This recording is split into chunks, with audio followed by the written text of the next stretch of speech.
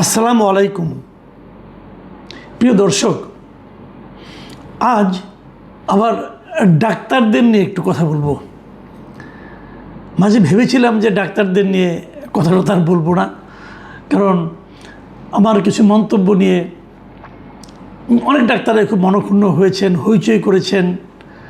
আমি আমার ব্যাখ্যা দিয়েছিলাম, তারপরেও তাদের দুঃখ কমেনি, আমিও দুঃখ প্রকাশ করেছি, সেগুলো গিয়েছিল। তারপরে ভেবেছিলাম যে না, আর না।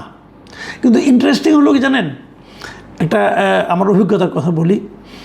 আমি জীবনে যত বছর সাংবাদিকতা করেছি, এই সাংবাদিকতা জীবনে আমি দীর্ঘদিন রিপোর্টার ছিলাম।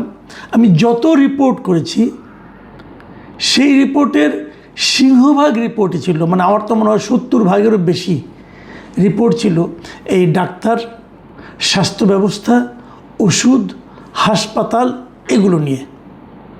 এবং ডাক্তারদের নিয়ে যে রিপোর্টগুলি করেছি, সেগুলো ডাক্তারদের নানা রকম বঞ্চনা, প্রশাসনিক বঞ্চনা, ক্যাডারগত বঞ্চনা, এগুলো নিয়ে বেশি রিপোর্ট করেছি। যা হোক, তারপরেও ভুল বুঝাবুঝি হয়েছে, সেটা নিয়ে আমি কথা বলবো না আজকে। কিন্তু আজকে আমি দুজন ডাক্তারকে নিয়ে কথা বলবো, এবং এদের একজনকে নিয়ে গতকালকে একটু বলেছিলাম। সেটা হলো যে আইনের শাসন কাকে বলে। আসলে বগুড়ার খুব পরিচিত এবং বিখ্যাত একজন ডাক্তার, ডাক্তার মিশু নামে যাকে সবাই চেনেন, যার আসল নাম ডাক্তার সামির হোসেন মিশু, তাকে একটা বিস্ফোরক মামলায় গ্রেপ্তার করা হয়েছে। এটা নিয়ে গতকালকে আমি কথা বলেছিলাম যে এটা কিভাবে হয়। 2024-এর মামলায় ওনাকে গ্রেপ্তার করতে হলো কেন? ওনার কি অপরাধ ছিল? সম্ভবত অপরাধ ছিল উনি আওয়ামীপন্থী একজন ডাক্তার ছিলেন। মানে ডাক্তারদের তো অনেকগুলি সংগঠন আছে, একটা বিএনপিপন্থী, জামাতপন্থী, জাসদপন্থী, মানে বামপন্থী, আবার আওয়ামীপন্থীও আছে। এবং এই অপরাধে 2024-এ সে গণ আন্দোলনের সময় যে ঘটনাপ্রবাহ, সেই ঘটনাপ্রবাহকে নিয়ে তার উপর মামলা করা হয়েছে। এবং তার বিরুদ্ধে অভিযোগটা হলো মোহাম্মদ আরাফ নামে একজন লোক, যিনি দাবি করেছেন যে ওই বৈষম্যবিরোধী ছাত্র আন্দোলনের মিছিলে থাকার সময় অনেকে, তাদের মধ্যে শেষ হওয়ার অনেকে আহত হয়েছে, এবং আহতদের নিয়ে বগুড়ার জিয়াউর রহমান মেডিকেল কলেজ হাসপাতালে যাওয়া হয়েছে। এবং সেখানে তখন আউটডোরে এই ডাক্তার মিশু ছিলেন, এবং উনি এই আহতদের চিকিৎসা দিতে অস্বীকৃতি জ্ঞাপন করেছেন। এই জন্য তার বিরুদ্ধে এতদিন পরে তার মনে হয়েছে একটা মামলা করা দরকার, মামলা করেছেন। এবং সেই মামলায় তাকে গ্রেপ্তারের জন্য একটা অনুষ্ঠানে ছিলেন, একটা জন্মদিনের অনুষ্ঠানে ছিলেন, সেখান থেকে ধরে নিয়ে যেয়ে মামলা করা হয়েছে। তাকে অ্যারেস্ট করা হয়েছে, আদালতে হাজির করা হয়েছে, আদালত জামিন দেয়নি, এবং উনি এখন কারাগারে আছেন। ডাক্তার মিশু গরিবের ডাক্তার হিসেবে বগুড়ায় খুবই পরিচিত লোক। গরিবের ডাক্তার এই অর্থে, ওনার কাছে যে যদি কেউ বলে আমার টাকা নাই, উনি বিনা পয়সায় তার রোগীটাকে দেখেন, এবং ওনাকে অত্যন্ত ভালো মানুষ হিসেবে সবাই চেনেন। এখন তাকে ধরে নেওয়া যাওয়া হলো, কোনো ডাক্তার কিন্তু এর প্রতিবাদ করেনি। Very interesting. এই যে ডাক্তারদের এত সংগঠনে এত বড় বড় নেতা আছেন, কেউ প্রতিবাদ করেনি, কেউ একটা মিছিল করেনি। আমার বিরুদ্ধে কিন্তু মিছিল হয়েছিল, আমার বিরুদ্ধে মানববন্ধন হয়েছিল। ঠিক আছে, আমি খারাপ লোক, ডাক্তার মিশুর তো আপনাদের প্রফেশনের একজন লোক, কই তার ব্যাপারে তো আপনারা মাঠে নামলেন না? একজন নেমেছে। কে নেমেছে জানেন? দেশের বাইরে প্যারিসে থাকা ডাক্তার পিনাকি ভট্টাচার্য, তিনি নেমেছেন। এবং তিনি বলেছেন যে মিশুর সঙ্গে, মিশু তার বন্ধু, এটা বলেছেন, মিশু তার খুব ক্লোজ বন্ধু। কিন্তু পাশাপাশি উনি এটাও বলেছেন মিশুর সঙ্গে তার রাজনৈতিক কোনো মিল নাই। মিশু ভিন্ন একটা রাজনীতি করে। মিশু যে রাজনীতি করেন, পিনাকি তার সম্পূর্ণ বিপরীত রাজনীতি করেন। এই জায়গায় তাদের কোনো মিল নেই। কিন্তু পিনাকি এটা নিয়ে দুইটা পোস্ট দিয়েছেন তার ভেরিফাইড ফেসবুক পেজে, এবং সেখানে উনি বলেছেন যে মিশু কীভাবে অন্যায়ের শিকার হয়েছেন, ষড়যন্ত্রের শিকার হয়েছেন, এবং তাকে মিথ্যা মামলা করা হয়েছে। তার কাছে টাকা চাওয়া হয়েছিল, টাকা দেননি বলে ওনার বিরুদ্ধে মামলা করা হয়েছে। এবং পিনাকির পোস্টগুলো আপনারা পড়তে পারেন। দেখেন, ডাক্তার পিনাকির সঙ্গে কিন্তু আমার বহু বাহাস হয়েছে, বিভিন্ন বিষয় নিয়ে আমার সঙ্গে তার তর্ক হয়েছে। মানে উনি ওনার মতো বলেছেন, আমি তার জবাব দিয়েছি, এবং এগুলোর মধ্যে কিছু অশালীন শব্দ উনি তো প্রায়ই ব্যবহার করেন, আমার সম্বন্ধে উনি উচ্চারণও করেছেন। কিন্তু আমি কিন্তু সবসময় বলেছি ওনার ব্যাপারে কিন্তু আমার কোনো ক্ষোভ নাই ভাই, যার যা মনে হবে সে তা বলবে, তার চিন্তার কথা বলবে, সবার তো প্রকাশভঙ্গি একরকম হবে না। কিন্তু আমি এই জায়গাটাতে এই মিশুকে নিয়ে, ডাক্তার মিশুকে নিয়ে, ওনার বন্ধু মিশুকে নিয়ে পিনাকি ভট্টাচার্যের বিশাল দুইটা পোস্ট আমি পড়েছি, এবং আমার কাছে ওনার জন্য মনে হয়েছে যে এই ফিলিংসটা আর কোনো ডাক্তারের মধ্যে কেন আসলো না? আমাদের ডাক্তারদের কি বিবেক বুদ্ধির লোপ পেয়ে গেছে?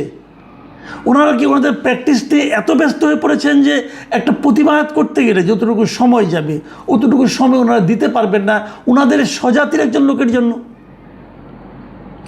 আমি আসলে হতাশ হয়েছি। তবে একটা পিনাকি ভট্টাচার্যের একটা ব্যাপার নিয়ে আমার একটা আপত্তি আছে, সেটা হলো, দেখেন উনি যেটা বলেছেন যে ওনাকে একটা ভুয়া মামলায় জড়ানো হয়েছে। আমি পিনাকি বাবুকে জিজ্ঞাসা করি, জানতে চাই, ভাই এই ধরনের মামলা কি বাংলাদেশে এটাই প্রথম? এটাই প্রথম না, এ ধরনের মামলা হাজার হাজার আছে। সেই মামলাগুলি নিয়ে আপনি কিছু বলেন। আপনার বন্ধু যদি ধরা না পড়তো তাহলে তো এই কথাগুলি আপনি বলতেন না। আপনি বন্ধুর জন্য বলেছেন, করেছেন, এটা কিন্তু আমি এইভাবে দেখি না। আমি দেখি আপনি একটা অন্যায়ের প্রতিবাদ করেছেন, ওই অন্যায়ের শিকার ওই লোকটা আপনার বন্ধু না হলেও কোনো সমস্যা নাই, কিন্তু আপনিও বন্ধুত্বের কারণে করেছেন, আমি হ্যাপি, কোনো সমস্যা নেই। কিন্তু আপনার মূল লক্ষ্যটা কিন্তু অন্যায়ের প্রতিবাদ করা, সেই জায়গাটা আপনি টাচ করেছেন, এই জন্য আপনাকে আমি ধন্যবাদ জানাচ্ছি। কিন্তু পাশাপাশি এটাও বলছি, এরকম সংখ্যা কত হবে বলেন আপনি? কত অসহায় নিরীহ কিছু জানে না, বুঝে না, তাদেরকে নিয়ে ঢুকে দেওয়া হয়েছে মামলায়। এবং যত মামলা এখন হচ্ছে, মানে অন্য একটা ঘটনা, সে অপরাধী হয়তো হতেও পারে, তাকে ধরেছে 2 বছর আগে একটা মামলায় ঢুকিয়ে দেওয়া হচ্ছে। এই যে পুরনো মামলায় ঢুকিয়ে দেওয়ার প্রবণতা, এটাকে কি আমরা আইনের শাসন বলবো? এবং এই আইনের যে অপশাসন, আইনের নামে যে অপশাসন, এক্ষেত্রে আমি ডাক্তার পিনাকি ভট্টাচার্যের ভূমিকা কামনা করছি, প্রত্যাশা করছি। আমি বলেছিলাম 2জন ডাক্তার নিয়ে কথা বলবো, আরেকজন ডাক্তার নিয়ে কথা বলি। তিনি হচ্ছেন doctor ABM Abdullah, professor doctor ABM Abdullah. উনি এমিরেটাস প্রফেসর ছিলেন বাংলাদেশ মেডিকেল বিশ্ববিদ্যালয়ের, এবং সেটা বেশ মানে আপনার শেখ হাসিনা সরকারের শেষ দিকে উনি এই পদ ওনাকে দেওয়া হয়েছিল। এটা একটা সম্মানজনক পদ। এমিরেটাস অধ্যাপক কিন্তু কারো চাকরি মেয়াদ শেষ হয়ে গেলে, চাকরি জীবন শেষ হয়ে গেলে সম্মানসূচক তাকে এই দায়িত্বটা দেওয়া হয়, তাকে একটা বসার জায়গা দেওয়া হয়, তাকে কিছু ক্লাস নেওয়ার জন্য অনুরোধ করা হয়। উনি চাইলে কিছু ক্লাস নিতে পারেন, কিছু গবেষণা করতে পারেন, এগুলো করার জন্য ওনাকে একটা সুযোগ দেওয়া হয়। মেডিকেল ডাক্তারদের মধ্যে, মানে আপনার মেডিকেল সায়েন্সের দিক দিয়ে আমি বিবেচনা করি, আমি জানি না অন্য ডাক্তাররা কী বলবেন, আমি তো কিছু কিছু খবর টবর রাখি ডাক্তারদের। বাংলাদেশে যদি একজন ডাক্তারকে এমিরেটাস অধ্যাপকের পদ দেওয়া যায়, তিনি নিঃসন্দেহে ডক্টর ABM আবদুল্লাহ।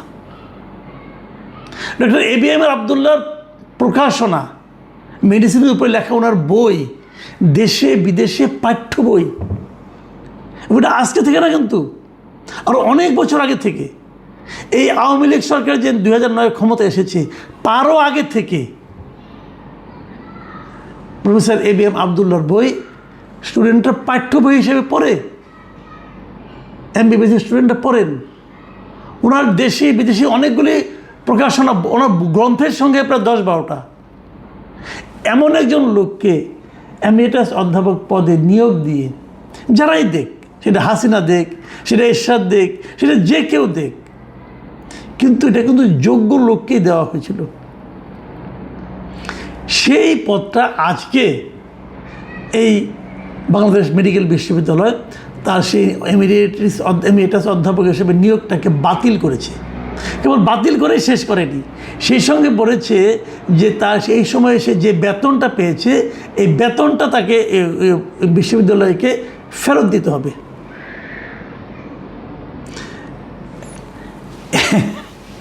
এ নিয়ে প্রফেসর আবদুল্লাহর একটা প্রতিক্রিয়াও দেখলাম।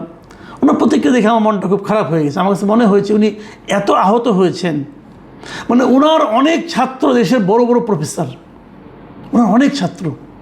এবং বিশ্বাস করেন, আমি এ যাবৎকালে কখনো কোনো দিন প্রফেসর ABM আবদুল্লাহর ব্যাপারে কোনো নেতিবাচক কথা আমি কোনো চিকিৎসক কিংবা অন্য কারোর মুখে শুনিনি, এ পর্যন্ত শুনিনি ভাই। বাংলাদেশে যদি একজন ঋষিতুল্য ডাক্তার থেকে থাকেন তা এটা এই প্রফেসর ABM আবদুল্লাহ। আমি যখন ডাক্তারদের সম্পর্কে একটা মন্তব্য করেছিলাম, আমাকে অনেকে বলেছিলেন, আমারই একজন পরিচিত, উনিও একজন ডাক্তার প্রফেসর, উনি আমাকে বলেছিলেন আপনি যেটা বললেন, আপনার কাছে গিয়ে এটা বলার সময় একবার প্রফেসর ABM আবদুল্লাহর চেহারাটা মনে ভাসেনি। বিশেষ করে আমি লজ্জা পেয়েছিলাম, আমি বলেছিলাম ভাই আমি তো ঢালাওভাবে সবাইকে বলিনি, আমি কাউকে কাউকে বলেছিলাম, কিন্তু তারপরেও আমার বলাটা ওইভাবে শব্দটা উচ্চারণ করা ঠিক হয়নি, এটা আমি স্বীকার করেছিলাম। কিন্তু পাশাপাশি আমি এটাও বলেছিলাম, দেখুন প্রফেসর ABM আবদুল্লাহ হলো উদাহরণযোগ্য একজন মানুষ, তো তাকে অপমান করে বাংলাদেশ মেডিকেল বিশ্ববিদ্যালয় কী অর্জন করলো আমি এটা এখনও বুঝতে পারি না। এবং আমি এটাও বলবো, হ্যাঁ ঠিক আছে, ওনার অপরাধ নিশ্চয়ই একটা ছিল, উনি ওই সময়ের প্রধানমন্ত্রী শেখ হাসিনার ব্যক্তিগত চিকিৎসক ছিলেন। এখন প্রধানমন্ত্রীর ব্যক্তিগত চিকিৎসক হওয়া যদি অপরাধ হয়, দেশে এখনও একজন প্রধানমন্ত্রী আছেন, তারও একজন ব্যক্তিগত চিকিৎসক থাকবেন, সরকার পরিবর্তন হলে কি তিনিও অপমানিত হবেন? তাহলে তো কেউ ব্যক্তিগত চিকিৎসক হতে যাবেন না, ধান্দাবাজার যাবেন, আর কেউ যাবেন না। ওই সময়ে কিন্তু এই শেখ হাসিনার আমলে খালেদা জিয়ারও একজন ব্যক্তিগত চিকিৎসক ছিলেন, ডক্টর AJF জাহিদ হোসেন, উনি এখন মন্ত্রী পদে আছেন। কই তখন তো ওনাকে অপমান করা হয়নি এভাবে? ওনাকে কি বলা হয়েছিল যে তুমি বাংলাদেশে প্র্যাকটিস করতে পারবো? উনি তো দুইটা বড় বড় হাসপাতালে প্র্যাকটিস করতেন, ল্যাব এইডে প্র্যাকটিস করতেন, ইবনে সিনায় প্র্যাকটিস করতেন। ওনাকে প্র্যাকটিস থামিয়ে দেওয়া হয়েছিল? ওনাকে কোনো মব করা হয়েছিল? উনি তখন মন্ত্রীও হয়েছেন। তো এই বিষয়গুলি ডক্টর জাহিদ হোসেন কি দেখেন না যে ওনাদের একজন টিচারকে কীভাবে অপমান করা হলো? হতে পারে ভিন্ন মতের, হতে পারে একজন আওয়ামী লীগ করবে, একজন জামাত করবে, একজন জাসদ করবে, একজন অন্য কোনো বাম দল করবে, হতেই পারে, এটা তো ব্যক্তিগত ব্যাপার। ডক্টর ABM আবদুল্লাহ উনি ওনার চিকিৎসা জীবনে, ওনার প্রফেশনাল লাইফে, চাকরি জীবনে উনি কাউকে দলীয় কারণে কারোর সঙ্গে দুর্ব্যবহার করেছেন, একটা উদাহরণ কেউ দিতে পারবেন? তাহলে ওনার সঙ্গে এত বড় দুর্ব্যবহারটা না করলে হতো না? আমি ডক্টর মিশু এবং ডক্টর প্রফেসর আবদুল্লাহ, আমি দুজনকে কিন্তু একইভাবে দেখতে চাই। আমি দেখতে চাই এই কারণে যে তারা একটা পেশায় আছেন এবং দুইজনেরই প্রচুর সুনাম। আজকে দেখবেন, আমি একটা কথা বলি আপনাদেরকে ফাঁকে, আজকে দেখবেন একজন অধ্যাপকের কাছে যান আপনি ডাক্তার চিকিৎসা করতে, তার ভিজিট দেখবেন কত টাকা, 1500, 2000 টাকা পর্যন্ত একজন প্রফেসরের ভিজিট আছে। যারা জানেন তাদেরকে বলি, প্রফেসর আবদুল্লাহর ভিজিট কি 500 টাকা পর্যন্ত ছাড়িয়েছিল? উনি ভিজিট এত কম নিতেন। উনি যখন প্রফেসর, ডেঙ্গুর সময়, আমার সময় কিছু স্মৃতি আছে, এই যে বাংলাদেশের ডেঙ্গু রোগ, আমরা যেটা ডেঙ্গু বলি, এই ডেঙ্গু রোগটা যে বাংলাদেশে যে ডেঙ্গু নামে একটা রোগ আছে, এটা প্রথম বলেছিলেন এই প্রফেসর ডক্টর ABM আবদুল্লাহ। প্রথম উনি আইডেন্টিফাই করেছিলেন যে এই রোগটা, যে রোগে মারা যাচ্ছে, এই রোগটা ডেঙ্গু রোগ, এই রোগটা এডিস মশার কারণে হয়, এটা প্রথম বলেছিলেন প্রফেসর ডক্টর ABM আবদুল্লাহ। এবং সেই রিপোর্ট প্রথম পত্রিকার পাতায় লিখেছিলাম আমি, তখন আমি জনকণ্ঠে চাকরি করতাম। যারা সাংবাদিকতা করেন তারা জানেন, যারা ওই সময় চিকিৎসক আছেন তারাও জানেন। যাই হোক, সেটা এক ব্যাপার, এটা প্রাসঙ্গিক নয়। কিন্তু আমি যেটা বলছি যে প্রফেসর আবদুল্লাহ হলেন সেই মাপের একজন ডাক্তার। একজন ডাক্তার কিন্তু দেখলাম না প্রতিবাদ করতে প্রফেসর আবদুল্লাহর এই অপমান নিয়ে, অথবা ডাক্তার মিশরের এই অপমান নিয়ে। দুটোকেই কিন্তু আমার কাছে অপমান মনে হয়েছে। এবং আমি বলবো এটা সুশাসন নয়। প্রিয় দর্শক, এখন এ পর্যন্তই। আল্লাহ হাফিজ।